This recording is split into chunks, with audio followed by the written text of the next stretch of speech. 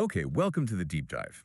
This is where we take the sources you send us, could be articles, notes, anything really, Mm. and we try to pull out the core insights. Mhm. And today, we're looking at something really fascinating.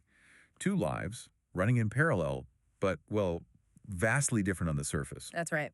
Our mission, basically, Yeah. is to unpack these stories. They're about incredible resilience, determination, and a really profound kind of love. Mm. And it all comes from the material you shared with us. It's a great setup, actually. We've got these two mothers, different worlds, different times, one in New York, the other over in Guangzhou, China. Right. But as we look closer, what really jumped out was this shared spirit, this perseverance. Their journeys are, well, they're quite inspiring and maybe a bit surprising too. Yeah, definitely surprising. Okay, so let's get into these sources then. First one, picture this. A single mom in New York City. Okay. She's part of a minority group. English isn't her first language, and she doesn't have a high school diploma, just a GED. Right from the start, you could just feel the kind of the weight of the challenges she's up against. The chips seem really stacked against her.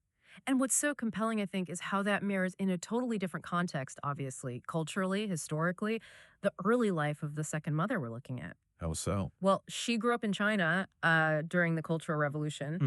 which meant, she had to stop her studies, had to go to the countryside. Ah, right. So basically, any chance for more schooling, those opportunities were just gone. Okay, so very different circumstances, but both facing these huge initial roadblocks to sort of traditional paths. Exactly. But here's where it gets really, really interesting, I found. Despite everything being so different, these two women share um, this almost universal thing, a deep love for animals. That really stood out. For the New York mother, her child called it a true obsession. And I mean, listen to this list. 3 ostriches. Ostriches, seriously. Yes, 3 ostriches, a Yeah. donkey, 6 geese, dozens of chickens, an African gray parrot, loads of dogs and cats. Yeah. And even these complex, like multi-generational coral reef tanks with tropical fish. Apparently, her house was basically a viable field trip destination. That's incredible, just managing all that. I know. And then for the mother in Guangzhou, her family also kept animals: chickens, ducks, turtles, fish, cats, things her child grew up with. Right, a bit more typical for the setting, perhaps, but still significant. Yeah. And she was described as just a very kind person. She was the one who naturally kind of took on looking after them, raising them, caring for them if they were sick or hurt, always there for them. So this connection to animals, it's a common thread. It really is.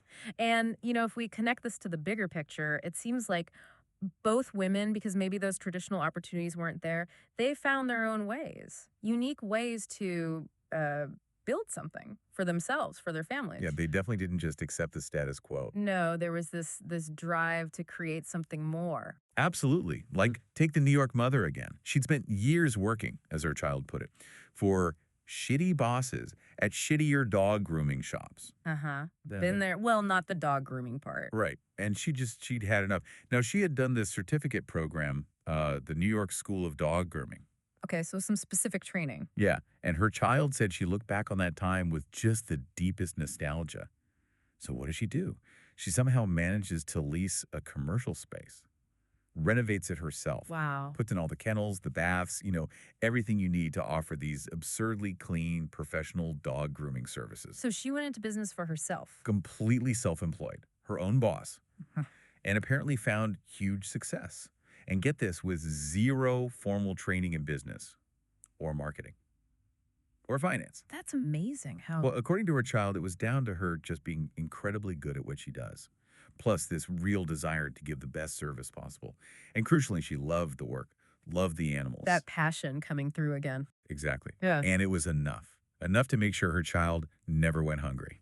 That's powerful. And you see a parallel again with the Guangzhou mother, don't you? Tell me. Well, she started out as an ordinary salesperson. This was in a state-run company back during the era of reform and opening up in China. Okay, so big societal shifts happening. Huge changes, very fast. Hmm? And when those state-owned companies went through reforms, she lost that stable job, her iron rice bowl, as they might say. Ah, so instability hits. Right. But that setback seems to have sparked something similar. The source says she then began to try to become self-employed. She tried running her own small business. So that same spirit, adapting, striking out on her own, Precisely. That same kind of independent drive. it's really incredible, isn't it, how these two journeys, worlds apart, they highlight something really fundamental. Hmm. Like you get past the ostriches and the dog grooming details, and what you're really seeing is maternal love Hmm. and just incredible sacrifice. Yeah. And that raises the question, doesn't it? What was really driving them? What was the why? Right. For the mother in Guangzhou, the source notes she was the only child.